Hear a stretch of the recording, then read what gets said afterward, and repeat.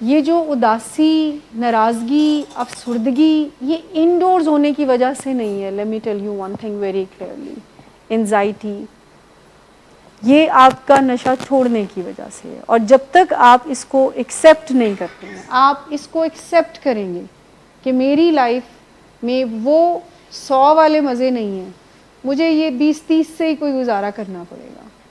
जब आप एक्सेप्ट कर लेते हैं तो फिर आप मूव करते हैं खुशहाली की तरफ। फिर I am giving you this news कि फिर वो रहता नहीं है बंदा।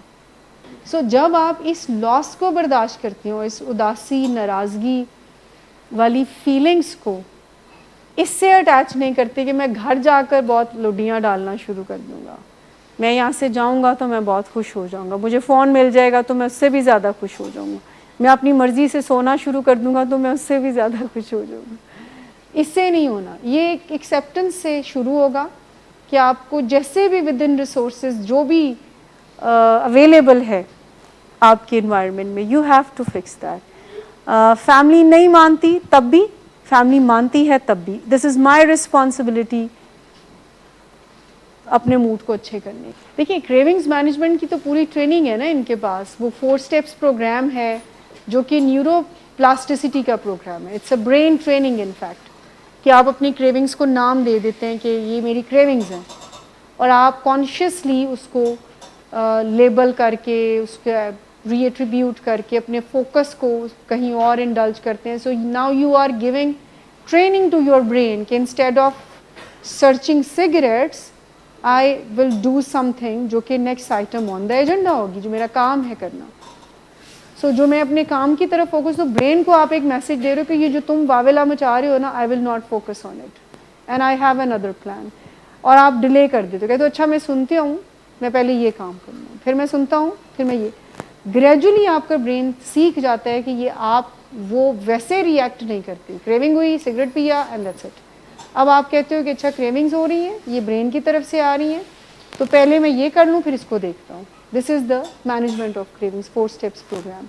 और फिर जब आप उसको डिले करते रहते हैं 10 मिनट्स 5 मिनट्स और आप कोई और काम करते हैं, तो आपका ब्रेन फिर उस शिद्दत से क्रेविंग्स नहीं देता आपको, और ग्रेजुअली वो ख़त्म ही हो जाती है आपकी। देखिए इफ़ेक्ट तो डेफिनेटली करती है, लेकिन अगर वापस ट्रैक पे कोई आ जाता है तो ये गुड न्यूज़ है।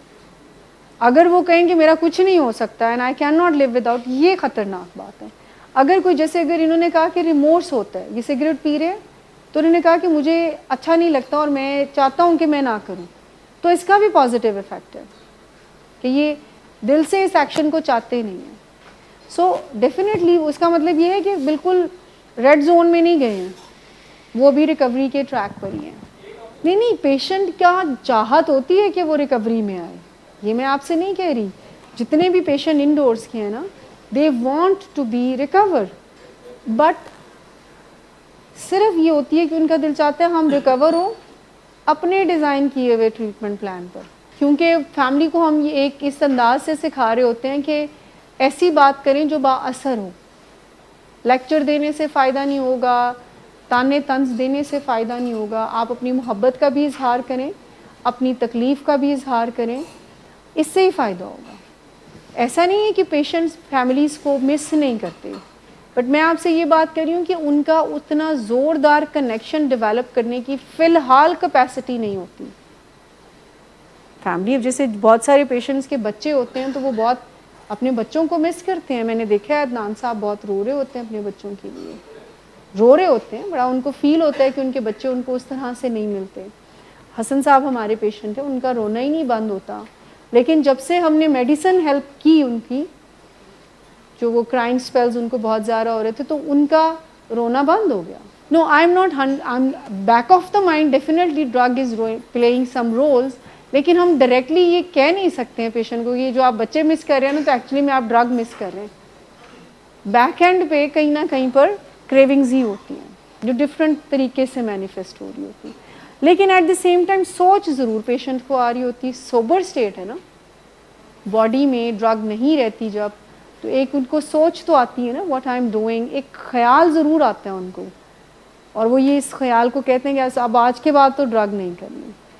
कैसे नहीं करनी, इसका आंसर उनके पास नहीं होता, और फिर इसको वो फैमिली को कन्विंस करे जो मैं कह जो रहा वा मैं नहीं करनी, तो मेरे पे यकीन करें कि मैंने नहीं करनी।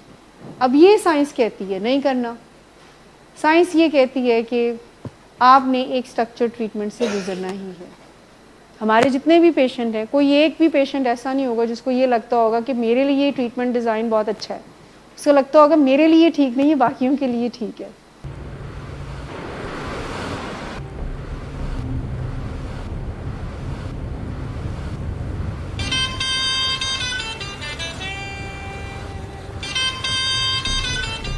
अच्छा, तो अभी तक तुम्हारा इस चीप लड़की के साथ चक्कर चल रहा है?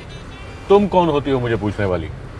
ओके, और तुम इन घटिया लड़कियों के साथ गुलछर्रे उड़ाते फिरो, तो मैं चुप बैठूं?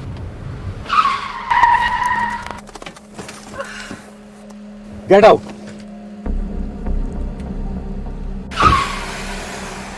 शराब नोशी की वजह किरदार की खराबी नहीं, मूड की खराबी है। शराब नोशी कभी भी नशे की बीमारी में बदल सकती है। नशे की बीमारी हर स्टेज पर काबिले इलाज है। मदद हासिल कीजिए, क्योंकि वो ऐसा नहीं करेगा। विलिंग वेज से मदद हासिल कीजिए, कहीं से भी मदद हासिल कीजिए, लेकिन फौरी मदद हासिल कीजिए। जिस मुआवजे के इंतजार में आपने बहुत देर कर दी, अब वो दस्तक दे रहा है। मदद हासिल कीजिए, मदद हासिल कीजिए, मदद हासिल कीजिए।